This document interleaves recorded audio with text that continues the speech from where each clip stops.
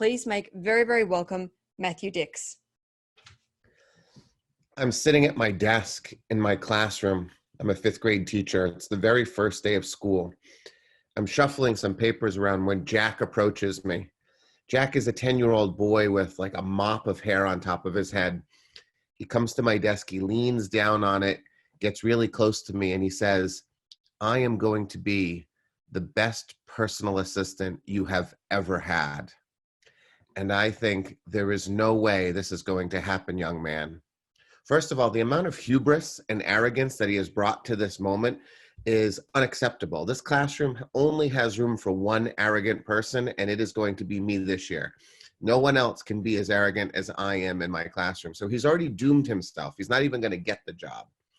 I haven't even announced the job. He should not even know the job exists. Somehow he has heard from previous students that I have a fabled personal assistant, and he has decided it's going to be his, but this is not the way to get the job. He's also never going to be the best personal assistant because my best personal assistant of all time was Michael McGinnis. Michael McGinnis was so good of a personal assistant that the distance between him and the next is insurmountable. Michael understood exactly what I needed in life before I knew I needed it in life. The moment I hired Michael about 6 years ago when he was in fifth grade, he began calling me sir. When I was his teacher, he would call me Mr. Dix, but when he was filling the role as personal assistant, he referred to me as sir. And I never understood how much that would make me feel good until he started calling me sir. I mean, your majesty might have been better, but sir was amazing. He's the first person in my life to do it, and it will probably never happen again. And so he warmed my heart instantly. But Michael was a clever boy. I have a stage in my classroom with lighting and a sound system and curtaining. And underneath that stage, that's where all the fifth grade teachers keep all of their supplies. They shove it way underneath the stage in these bins and these boxes. And I never like to go under the stage to get anything because it's dark and dirty and there are spiders. So I always send the children under the stage to do it. And it's usually my personal assistant. So on day 3 of school that year, I told Michael he had to go find something under the stage, and he thought the system was just ridiculous. So what he did is he pulled everything out from underneath the stage, an enormous pile of boxes. And then he interviewed all of the fifth grade teachers and found out what they were most likely to use that year. And he positioned those things on the edge of the stage so he wouldn't have to crawl underneath as often. Then he drew a map of all the things under the stage so that when I needed something, he knew exactly where to go and could get it instantaneously. I thought, why haven't I done this years ago? He was that kind of kid that solved problems before they even happened. There were days when I would give a spelling test to the class, and when I collected it, I put it on my desk. And then a little while later, I'd look and the spelling test would be gone. And then a little while after that, I'd look again and it would be back and it would be corrected. And I had never asked him to do a single thing. He was that kid who just was looking for things to do. And he made everyone in the class feel good.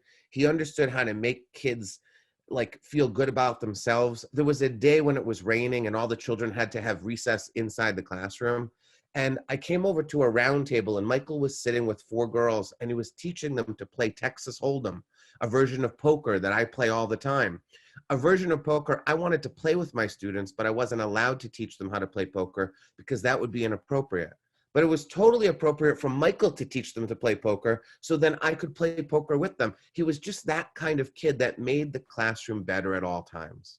So there's no way Jack is ever going to be better than Michael McGinnis. But he gets the job. Shockingly, I have an interview process, there's an application. He comes to my interview with references from previous teachers, letters of recommendation by classmates. Like, he does the best interview I've ever seen in my life. And even though I don't want to give this arrogant little kid the job, I can't help it. He's done it. So I make him my personal assistant. And he's good. He's not Michael McGinnis good, but he's good. He can do things that I can't do. Like, he can fix the pencil sharpener. Kids jam their pencils in the electrical sharpener, and I can never get the lead out. And I should be able to. I'm like a grown-ass man. I'm a teacher. I'm just a human being. Human beings should be able to get lead out of pencil sharpeners, but I can't do it. But Jack can do it. And he can do it quickly, and he sees when it needs to be done. He's that kind of kid, too. And he's a good boy. He's genuinely happy about everything in life. He comes to school with a smile. And no matter what I ask him to do, there's a day when I say, Michael, Jack, there's a book somewhere down in the primary wing, like a first or a second grade teacher has it. I don't know who it is. I can't remember the title of the book, but they borrowed it from me like 2 months ago. Go find it. That's all the information I gave him. And half an hour later, he returned with the book. I was like, that's pretty good. He goes, am I the best? I said, no. You're never going to be Michael McGinnis, but that was pretty good. And so it goes on. And every day he'll come to me and he'll say, what can I do next? What can I do next? Desperately wanting that I'm the best of all time.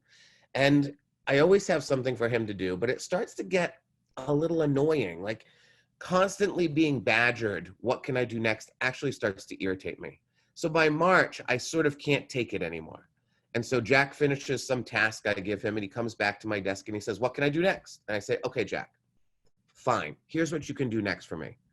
I tell him, there's a lawnmower in the shed behind my house and it's broken. It's been there for 3 years and I don't know what to do.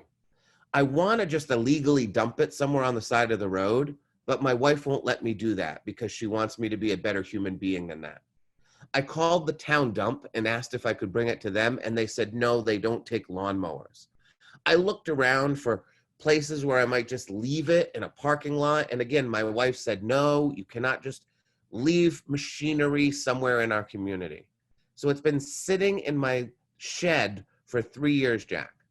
Get the lawnmower out of my shed, and you can be the greatest personal assistant of all time. And I send him off with this impossible task. He doesn't know where I live. He's a 10-year-old boy. He is not going to have access to my shed. I have given him a job he will never be able to do. The next day, Jack comes into my classroom and he walks right over my desk and sits down and he puts 3 pieces of paper out in front of me. And then he points to the first one and he says, Mr. Dix, if you call this man, and then he says, I know you don't like to use the phone because now Jack answers the phone for me in the classroom. He says, but if you call this man, if you're willing to use the phone, he will come and pick the lawnmower up from you and pay you $50. And I look at the sheet of paper and I can't believe what he's done. He's gone onto the internet. He's gone onto Craigslist and he has found people who purchase broken lawnmowers from other people, refurbish them, and then resell them. And then he continues, he points to the second one and says, this guy, all you have to do is text and you can leave it on your curb. You don't even have to be home, but he's only going to pay you $10. And then he points to the third one and he says, this one, I can email him for you, leave it on the curb, but he doesn't pay anything. I'm looking at this 10-year-old boy who has solved a problem that has plagued a 45-year-old man for 3 years. And he's going to profit in the process, or not Jack, I am going to profit in the process. I can't believe it. And it works. I make a phone call. A man comes to my house. He takes my lawnmower and he pays me $50. For a moment, I consider giving Jack a cut of the money, but forget it. It is my money. It was my lawnmower. And I tell Jack, you're not getting any of the money, but he gets something better. I declare Jack Murphy the greatest personal assistant I have ever had in my life. And when I think about the time we're in now, how we are all sitting in our homes, we're sitting in our homes because the world has been overwhelmed by an insurmountable problem. Something that none of us have ever seen and something that is already impacting us in terrible and tragic ways. It's one of those problems that doesn't seem like it can be solved. And the people who should be solving it don't seem to be doing a very good job of it. I feel like a lot of us are stuck because people who could have done things didn't. And there's days when it's easy to become sad and full of despair and even to lose hope in what this world is right now. But when I'm stuck in my home and I'm thinking about things like that, the thing that always makes me feel better is Jack. I think about the young people in this world who are going to be inheriting this world when we are gone.